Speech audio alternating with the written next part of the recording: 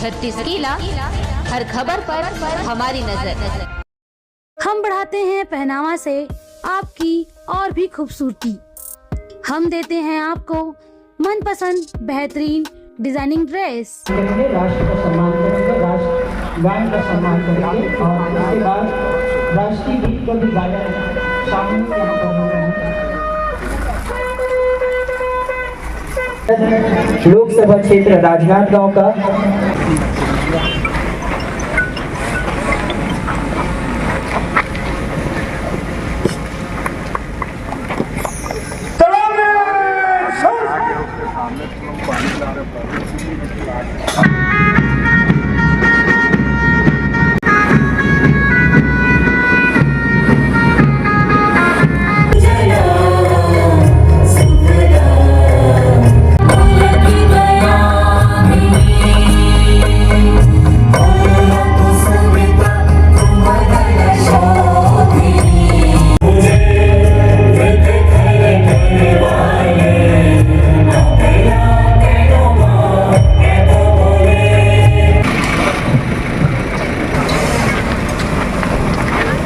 माननीय मुख्य अतिथि महोदय जी के द्वारा सुसज्जित परेड मार्च का निरीक्षण किया जाना है।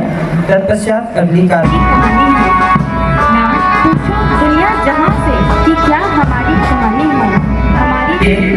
माननीय मुख्य अतिथि महोदय जी श्री संतोष पांडे, माननीय सांसद लोकसभा।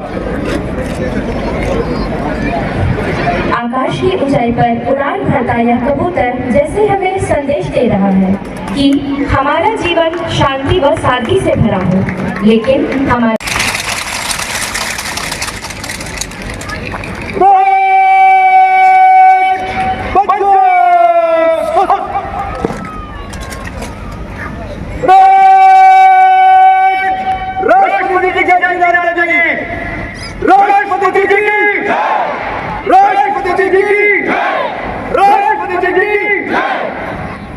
यह राष्ट्र की ओर से डॉक्टर मुखर्जी को सच्ची श्रद्धांजलि थी। इस बार हमने जनजाति गौरव दिवस के अवसर पर धरती आबा भगवान बिरसा मुंडा की 150वीं जयंती भी मनाई। भगवान श्री बिरसा मुंडा ने जनजातीय समाज में आत्मगौरव का भाग जगाया। उन्होंने ब्रिटिश शोषण और औपनिवेशिक कानूनों के विरुद्ध कड़ा संघर्ष किया, अपना बलिदान दिया। छत्तीसगढ़ की धरती में ब्रिटिश शोषण के विरुद्ध जनजातीय विद्रोहों की गवाह रही है। स्वतंत्रता संग्राम में जंगल सत्याग्रह के माध्यम से जनजातीय नायकों ने अपना महत्वपूर्ण योगदान दिया। छत्तीसगढ़ के जनजातीय नायकों के आजादी की लड़ाई में किए गए बलिदान की कहानी हम डिजिटल माध्यम से सुना रहे हैं।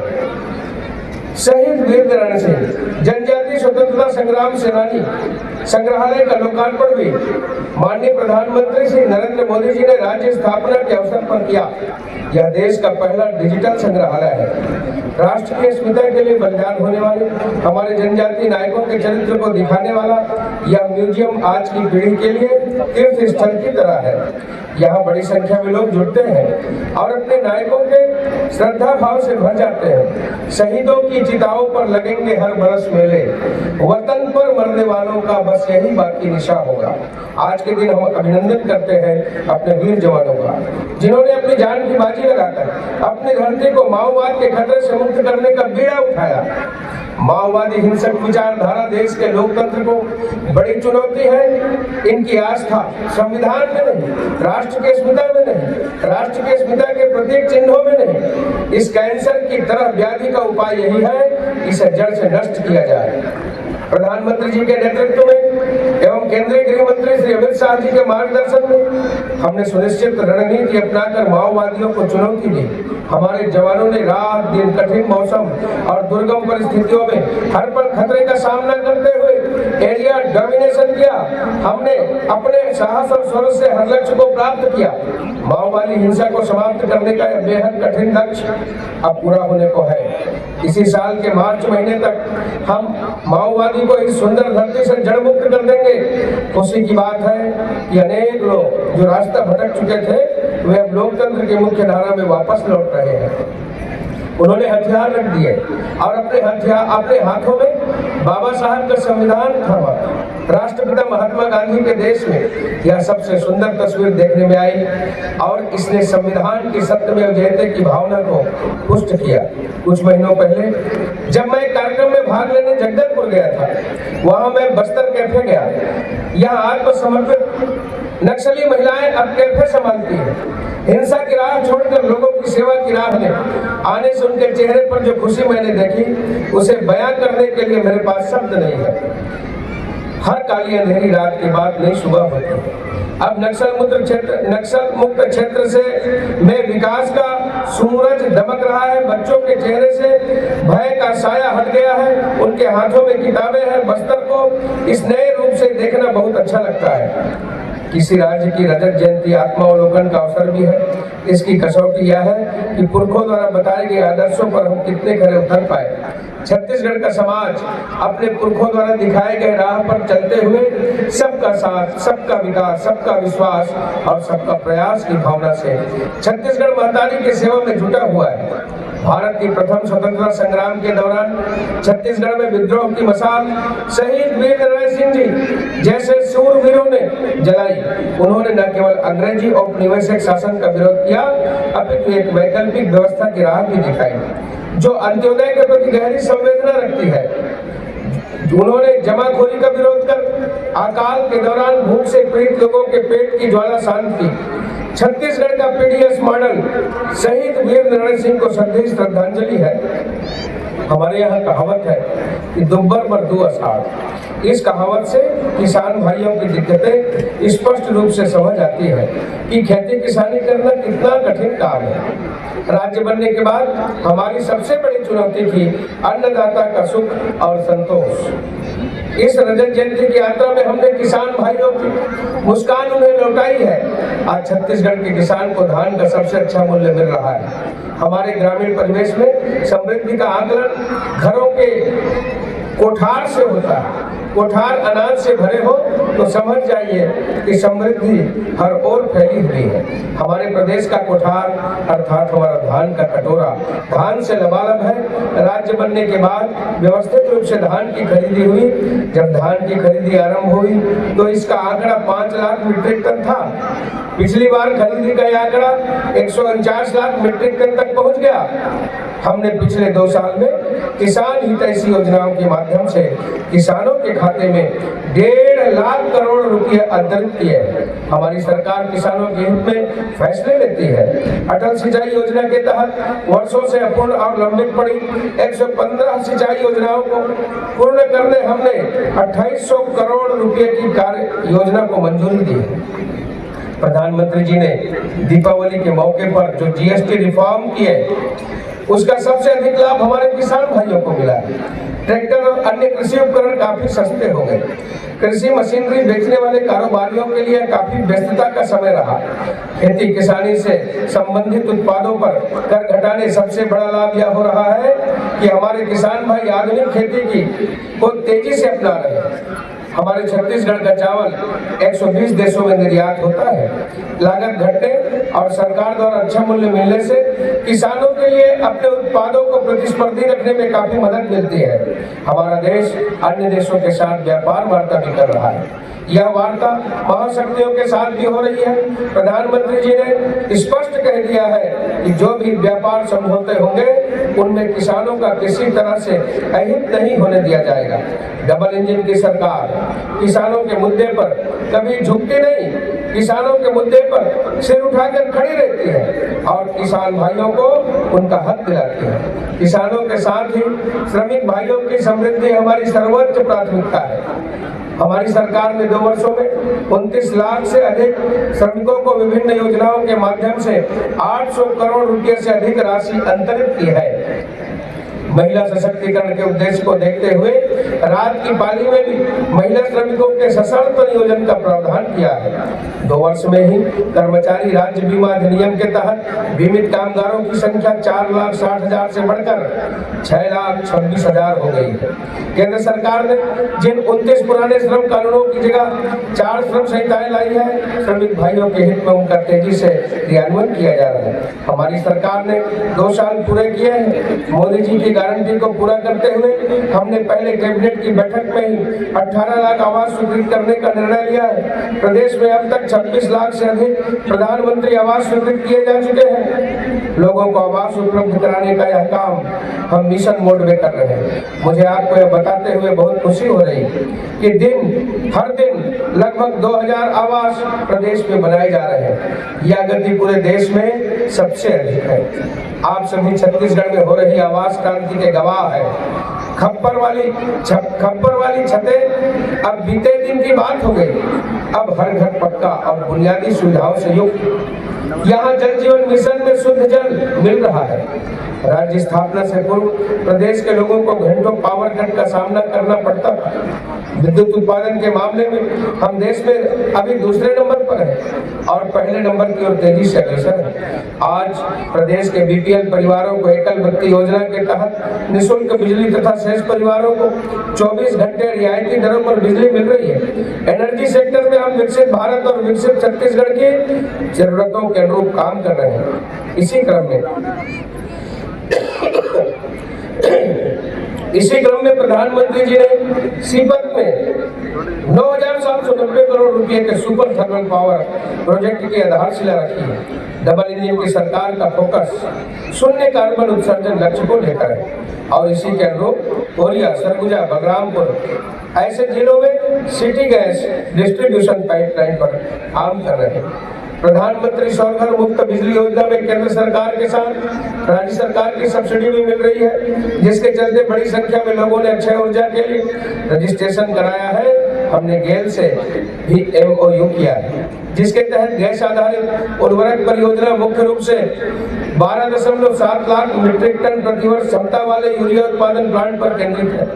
नक्सलवाद की वजह से बस्तर में योजनाओं का क्रियान्वयन धीमा रह गया है, लेकिन अब इसने रफ्तार पकड़ ली है। नक्सलवाद ने लोगों को बेघर किया है। हम हथियार छोड़ मुख्य धारा में लौटने वाले लोगों को पक्का घर दे रहे हैं। इसके लिए 15,000 आवास हमने स्वीकृत किए। PM जनमन योजना के माध्यम से विशेष पिछड़ी जनजाति के लिए हम अब तक 33,217 आवास स्वीकृत कर चुके। हमने छत्तीसगढ़ महतारी को संवारने का संकल्प लिया है। छत्तीसगढ़ महतारी को गढ़ने में, संवारने में सबसे ज्यादा भूमिका हमारी माताओं बहनों की है। मुझे खुशी है महिलाओं के सम्मान का पूरा ध्यान रखते हुए हमारी सरकार महतारी बंधन योजना के माध्यम से करीब 70 लाख महिलाओं को प्रति माह 1,000 रुपए की सम्मान राशि प्रदान कर रही है। अब तक 23 किस्तों में 14,948 करोड़ रुपए की राशि माताओं बहनों के खाते में भेज चुके हैं। प्रधानमंत्री जी ने अगले 10 सालों में देश को मैकाले की मानसिकता से पूरी तरह से मुक्त करने का लक्ष्य रखा है। भारत एक समय विश्व गुरु रहा, लेकिन मैकाले की मानसिकता ने समाज पर ऐसा असर डाला कि लोग हर विचार को पश्चिमी नजरिए से देखने लगे। अपनी भारतीय संस्कृति के आदर्शों को भूलते गए। इन मानसिकता को भारतीय मूल्यों से युक्त शिक्षा में बदला जा सकता है। जब हमने सरकार का कामकाज संभाला तो हमारे सामने एक बड़ी चुनौती शिक्षा को लेकर थी। यह 2 कारणों से थी। पहला तो कोविड की वजह से जो ऑनलाइन क्लासेस शुरू हुई, उनसे बच्चों को काफी लर्निंग लॉस हुआ। बच्चों को पढ़ने लिखने या गणित की सामान्य क्रियाएं करने में परेशानी होती थी। इस लर्निंग लॉस को ठीक करना बड़ी चुनौती थी। इस पर हमने विशेष रूप से मेहनत की। दूसरी, इससे भी बड़ी समस्या दूरस्थ एवं ग्रामीण क्षेत्रों में शिक्षकों की कमी की थी। 453 ऐसे स्कूल थे जहां एक भी शिक्षक नहीं थे और 1428 स्कूल केवल एक शिक्षक के भरोसे चल रहे थे, जबकि राष्ट्रीय छात्र शिक्षक अनुपात की तुलना में हमारे प्रदेश में इसका अनुपात बहुत अच्छा है। हमने युक्तियुक्तकरण के माध्यम से शहरों के अतिशेष शिक्षकों की ग्रामीण क्षेत्रों में पदस्थापना की और इस तरह से यह समस्या दूर हुई। अब जब मैं ग्रामीण क्षेत्रों में जाता हूँ, लोग खुशी से बताते हैं उनके स्कूल में शिक्षक पहुँच गए। बढ़िया पढ़ाई हो रही है। राष्ट्रीय शिक्षा नीति लागू होने के बाद बच्चे स्थानीय भाषाओं में पढ़ रहे हैं, इससे उन्हें सीखने में काफी आसानी हो रही। हमने स्कूलों में IT आधारित मॉनिटरिंग को विद्या समीक्षा केंद्र के माध्यम से लागू किया है। हम राज्य के स्कूलों में 9000 स्मार्ट क्लास आरंभ करने जा रहे हैं और 22,000 कंप्यूटर लगवाएंगे। हाल ही में राष्ट्रीय स्तर पर परख सर्वेक्षण हुआ, सर्वेक्षण में राज्य की स्थिति बेहतर हुई है। इसका श्रेय मैं सभी शिक्षकों को देना चाहूंगा। उच्च शिक्षा में भी हमने राष्ट्रीय शिक्षा नीति को लागू किया। पिछले महीने हमने कबीरधाम में मेडिकल कॉलेज भवन के निर्माण कार्य का शुभारंभ किया। मुझे लगता है छत्तीसगढ़ की रजत जयंती यात्रा को समझना है तो यहाँ मेडिकल शिक्षा के विकास को समझना होगा। पहले यहाँ रायपुर में ही मेडिकल कॉलेज था, अब प्रदेश में 15 मेडिकल कॉलेज स्वीकृत हो चुके हैं। हमारी सरकार ने बिलासपुर में मल्टी सुपर स्पेशलिटी हॉस्पिटल के माध्यम से स्वास्थ्य सुविधाओं को सुदृढ़ किया है। इसके साथ ही कोनी में शासकीय फिजियोथेरेपी कॉलेज के लिए भूमि का चिन्हांकन भी कर लिया है। हमने MBBS की पढ़ाई हिंदी में करने की व्यवस्था आरंभ की है। IIT की तर्ज पर हम राज्य के जशपुर, बस्तर, कबीरधाम, रायपुर और रायगढ़ में प्रौद्योगिकी संस्थानों का निर्माण करने जा रहे हैं। हमारी युवा आबादी हमारे लिए बड़ी संभावना है। हम राष्ट्रीय स्तर की संस्थाओं को प्रदेश में ला रहे हैं। नवा रायपुर को हम एडुसिटी के रूप में विकसित करने जा रहे हैं। हम NIFT, NILIT और फॉरेंसिक यूनिवर्सिटी जैसे संस्थान यहाँ आरंभ कर रहे हैं। युवाओं को पढ़ने लिखने की बेहतर जगह मिल पाए, इसके लिए हम रायपुर के नालंदा परिसर की तर्ज पर 34 नगरीय निकायों में अत्याधुनिक लाइब्रेरी बना रहे हैं। युवाओं के लिए स्किल ट्रेनिंग से लेकर नए जमाने के कोर्सेज आदि की सुविधाएं देने के लिए सरकार हर संभव प्रयास कर रही है। 160 ITI को हमने 484 करोड़ रुपए की लागत से मॉडल ITI के रूप में उन्नयन किया है। हम PEN IIT की संस्था के माध्यम से भी स्किल अपग्रेडेशन के लिए काम कर रहे हैं। नई स्टार्टअप नीति के माध्यम से हमने 50,000 विद्यार्थियों को स्टार्टअप से जोड़ने का लक्ष्य रखा। हमारे देश ने वर्ष 2036 में ओलंपिक खेलों के लिए दावेदारी की है। देश में खेल अधोसंरचना को मजबूत करने एवं खेलों का शानदार माहौल तैयार करने का यह कदम उठाया गया है। ओलंपिक खेलों में छत्तीसगढ़ के खिलाड़ी भी अंतर्राष्ट्रीय स्तर पर अपनी प्रतिभा को प्रदर्शन करें। इसके लिए हम खेल अधोसंरचना को बेहतर बनाने के लिए काम मिशन मोड में कर रहे हैं। नवा रायपुर के सेक्टर 28 में स्पोर्ट कॉम्प्लेक्स के लिए 85 करोड़ का बजट प्रावधान किया गया है। हमारा राज्य जनजातीय बाहुल्य है। तीरंदाजी की कला हमारे जनजातीय क्षेत्र की पहचान रहे। निवेशकों को प्रदान कर रहे हैं। नई नीति के तहत हमने मुंबई, दिल्ली, अहमदाबाद, बेंगलुरु जैसे महानगरों के साथ ही जापान एवं दक्षिण कोरिया में भी निवेश सम्मेलन किए हैं। जापान में आयोजित होने वाला ओसाका वर्ल्ड एक्सपो उद्यमियों के लिए दुनिया के सबसे महत्वपूर्ण आयोजनों में से एक है। हमने छत्तीसगढ़ की विशेषताओं को दिखाते हुए पवेलियन लगाया। नए औद्योगिक नीति और छत्तीसगढ़ की निवेश संभावनाओं के बारे में जानकारी दी। हमने यह सारी जानकारी जापानी भाषा में दी। यह उनके लिए अनूठा अनुभव है। दोनों ही देशों के निवेशकों ने छत्तीसगढ़ के निवेश करने पर रुचि दिखाई। देश दुनिया से अब तक हमें 7,83,000 करोड़ रुपए के निवेश प्राप्त हो चुके हैं। इन पर तेजी से काम किया जा रहा है। हमने स्टेट कैपिटल रीजन का निर्माण किया। इसके तेज विकास के लिए प्राधिकरण का गठन किया है। व्यवस्थित विकास और फ्यूचर प्लानिंग के चलते यह रीजन देश के सबसे तेजी से बढ़ते औद्योगिक क्षेत्र तथा ईज ऑफ लिविंग के मामले में देश के अग्रणी शहरों में होगा। यहाँ हम ग्लोबल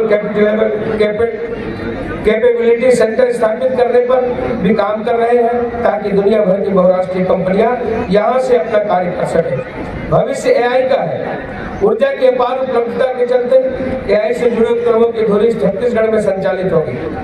हमने अटल नगर, नवा Raipur AI data centre park आरंभ किया है। इसकी लोकेशन भी महत्वपूर्ण बनाती है। यहाँ से देश के कोने कोने में डाटा सबसे कम समय में पहुंचा जा सके। सेमीकंडक्टर यूनिट पर काम शुरू हो गया है। IT हब के साथ ही नवा रायपुर फार्मा हब के रूप में भी उभर रहा है। मेडिसिटी के पूरी तरह विकसित होने पर नवा रायपुर देश के सबसे महत्वपूर्ण मेडिकल हब में से एक होगा। छत्तीसगढ़ देश का दूसरा ऐसा राज्य है जहां जन विश्वास विधेयक लाकर हमने अनेक प्रावधानों को अपराध मुक्त कर दिया है। इससे उद्यमियों कारोबारियों में उत्साह का माहौल है। नक्सलवाद के दंश ने बस्तर के विकास में काफी बाधा पहुंचाई। अब हमारे सामने बड़ी चुनौतियां है कि मिशन मोड पर विकास कार्य कर बस्तर को विकास की मुख्य धारा में शामिल किया जाए। हमने इसके लिए पूर्व में गंभीर रूप से नक्सल प्रभावित रहे गाँव में नियत निर्धारण योजना शुरू की। 69 सुरक्षा कैंपों के 10 किलोमीटर के दायरे में आने वाले 403 गाँवों में इस योजना के तहत शासन के 17 विभागों की भागीदारी से 53 हितग्राही मूलक योजनाओं और 28 सामुदायिक सुविधाओं का क्रियान्वयन किया जा रहा है। जब पहली बार महतारी वंजन योजना के लिए सर्वे हुआ तो गंभीर नक्सल प्रभावित होने की वजह से इन इलाकों की महिलाओं को योजना का लाभ नहीं मिल सका था। हमने इस योजना के तहत पुनः सर्वे किया। अब इन गाँव की माताओं बहनों को इस योजना का लाभ मिल रहा है। बस्तर में अधोसंरचना विकास के लिए जो मेहनत डबल इंजन की सरकार ने की वैसी मेहनत कभी नहीं हुई। विशाखापट्टनम में गूगल द्वारा 15 बिलियन डॉलर की लागत से एशिया का सबसे बड़ा डाटा सेंटर हब बनाया जा रहा है। विशाखापट्टनम से छत्तीसगढ़ एक्सप्रेसवे के माध्यम से जुड़ रहा है। यह एक्सप्रेसवे छत्तीसगढ़ की समृद्ध रेखा बनेगा और पोर्ट सिटी के माध्यम से छत्तीसगढ़ के उत्पादों को दुनिया भर में पहुंचाने में मदद करेगा। इंद्रावती और महानदी को जोड़े जाने की पहल बस्तर के विकास में महत्वपूर्ण भूमिका निभाएगी। बस्तर और सरगुजा के अंदरूनी इलाकों में सड़कें बनाने के लिए भी यहाँ लोगों को पब्लिक ट्रांसपोर्ट उपलब्ध कराने के लिए हमने मुख्यमंत्री बस सेवा आरंभ की। इसका संचालन स्थानीय लोग ही कर रहे हैं। इससे लोगों के समय की काफी बचत हो रही है और शिक्षा स्वास्थ्य जैसी सुविधाओं तक पहुंच आसान हो गई। हमारे प्रयासों से धरती के स्वर्ग बस्तर में पर्यटक लौट रहे हैं। इस साल नए वर्ष में एशिया का नियाग्रा कहा जाने वाला चित्रकूट जलप्रपात पर्यटकों की संख्या में आए उफान का गवाह है। बस्तर की प्राकृतिक सुंदरता, इसकी अद्भुत जनजातीय संस्कृति को देश दुनिया को दिखाने हमने इस वर्ष भी बस्तर पंडुप का आयोजन कर रहे हैं। स्वदेश दर्शन योजना के तहत हमने कवर्धा में भोरमदेव को शामिल किया। अब यहाँ काशी विश्वनाथ की तरह कॉरिडोर बनाने का काम आरंभ हो गया है। इस बात की हार्दिक खुशी है कि बिलासपुर जिले का कोपरा जलाशय छत्तीसगढ़ का पहला रामसर साइट घोषित किया गया है। इसमें जैव विविधता को सहेजने में मदद मिलेगी। संस्कृत की सर्वश्रेष्ठ कविता मेघदूतम की प्रेरणा कालिदास को सरगुजा से मिली। सरगुजा संभाग धरती के सबसे सुंदर हिस्सों में एक है। यहाँ पर्यटन को प्रोत्साहित करने हम काम कर रहे हैं। छत्तीसगढ़ का शिमला कहे जाने वाले मैन पार्क में भी पर्यटकों की संख्या बढ़ी।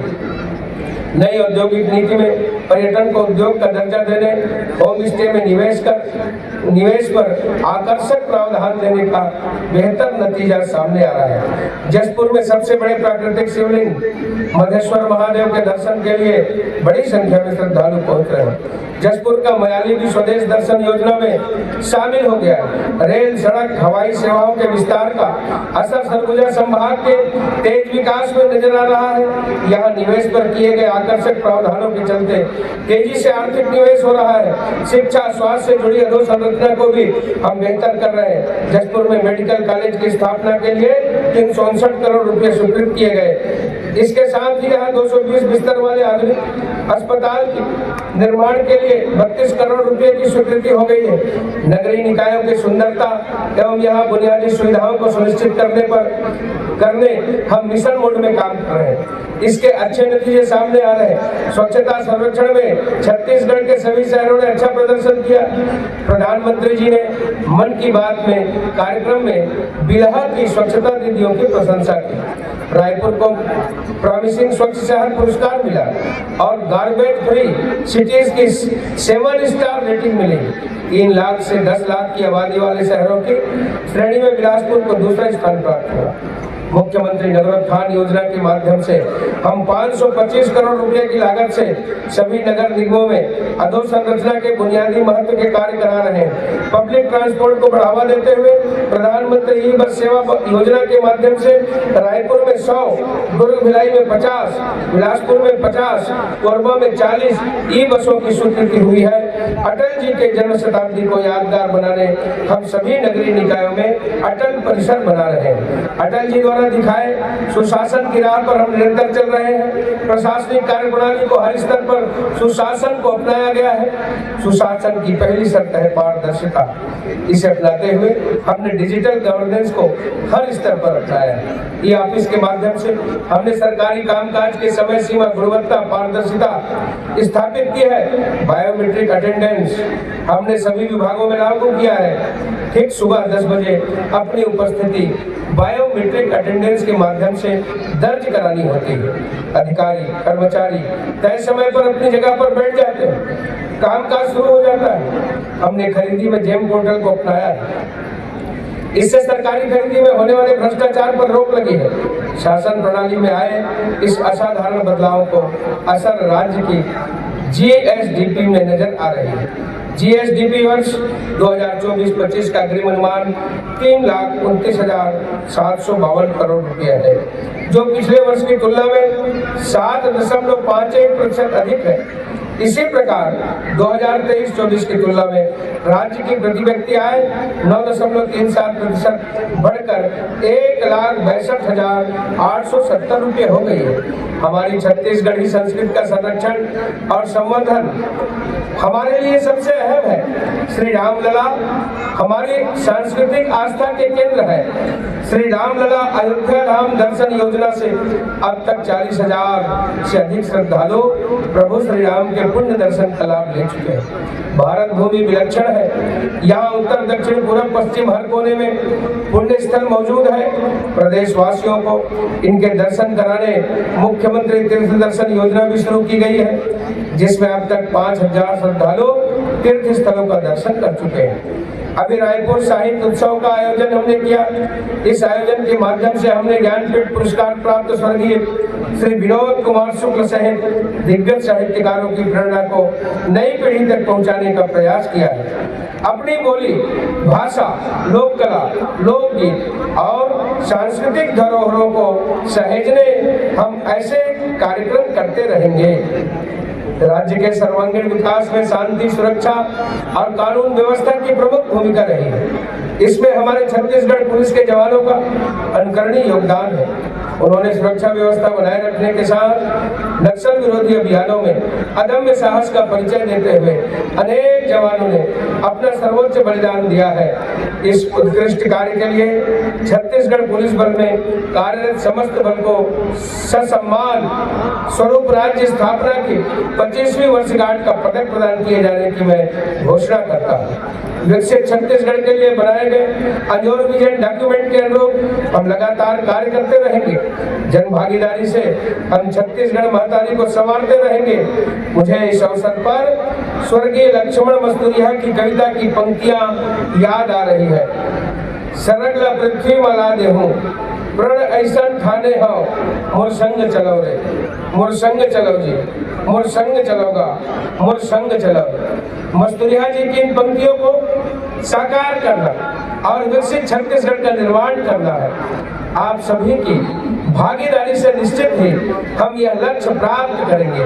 आप सभी को गणतंत्र दिवस की पुनः बहुत बहुत बधाई। जय भारत, जय छत्तीसगढ़।